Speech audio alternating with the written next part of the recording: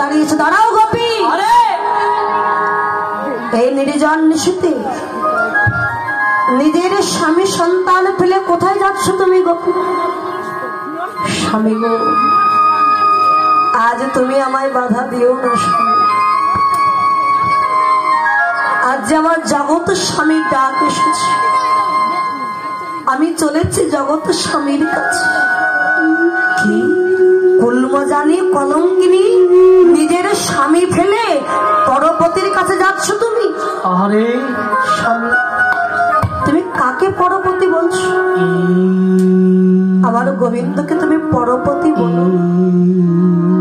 সে যে আমারও পতি, তোমারও পতি, এই জগতের পতি যে আমার শ্রী গোবিন্দ। একবার কান পেতে শোনো, ওই যে বাঁশি শুনতে পাচ্ছ? বাঁশি প্রাণের বান্ধব আমার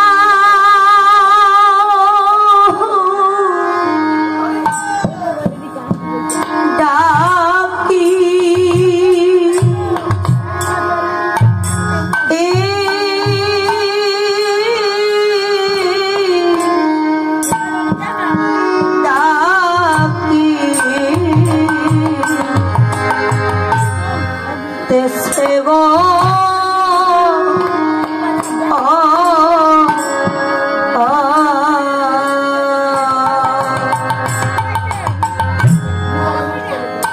প্রাণের বান্ধব আমায়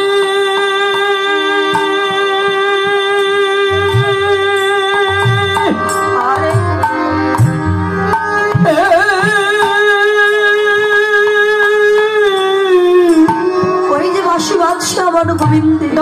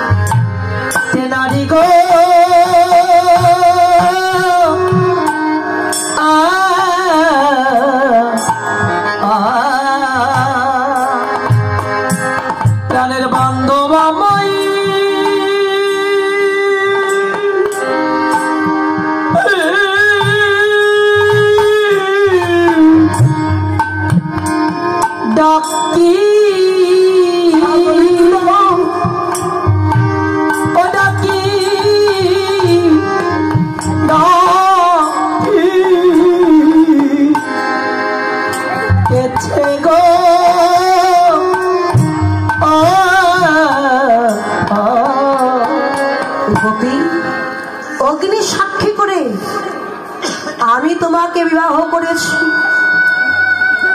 অতএব আমি তোমার স্বামী। স্বামী গো, বিবাহ করে এই দেহের স্বামী হয়েছ তুমি। কিন্তু আমার মন, এই মনটা তো তুমি নিতে পারো নি স্বামী। আমি শুধু আজ থেকে নয়, সেই শিশুকাল থেকে এই দেহ মন প্রাণ আমার গোবিন্দের চরণে আমি দান করে দিয়েছি। খাওয়াবো আমি, পড়াবো আমি, আর মন দেবে কৃষ্ণচরণ। গোপীর স্বামী তার চুলির মুঠি ধরে টানতে টানতে ঘরে নিয়ে এসে ধাক্কা দিয়ে ফেলে দিয়েছে। গোপী, এই ঘরে তোমায় বন্ধ করে রাখলাম, ডাকো ডাকো তোমার জগৎপতিকে। দেখে তোমার জগৎপতি তোমায় কি করে নিয়ে। বাহিরে জগতের ঘরের দুয়ার বন্ধ হলে কি হবে মা? গোপীর হৃদয় মন্দিরে দুয়ার তো আর বন্ধ করতে পারিনি। আহারে গোপী আমার হৃদয় মন্দিরের দুয়ার দিকে খুলে দিই, খুলে দুটি বাহু তালন করে ডাকছে, গোবিন্দ একবার দেখা দাও। হে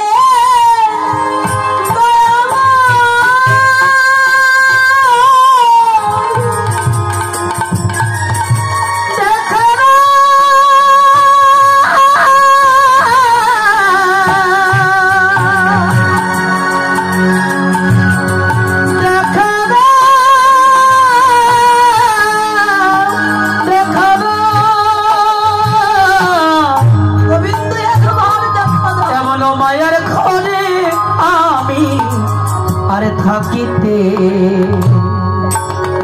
যাবি না দয়া দয়াময়। যেই না গোবিন্দ বলে ডাক দিয়েছে গোপীগণ, ভগবান কি আর থাকিতে পারে?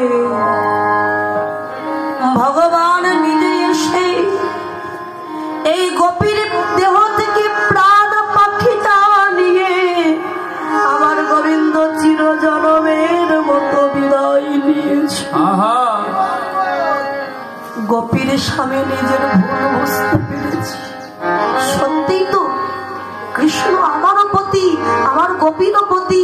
যাই আমার গোপীকে জগৎপতির চরণে পাঠাই দিল।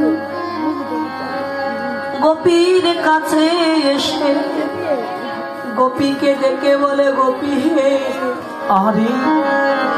আর কেঁদো না গোপী, ওঠো, উঠে যা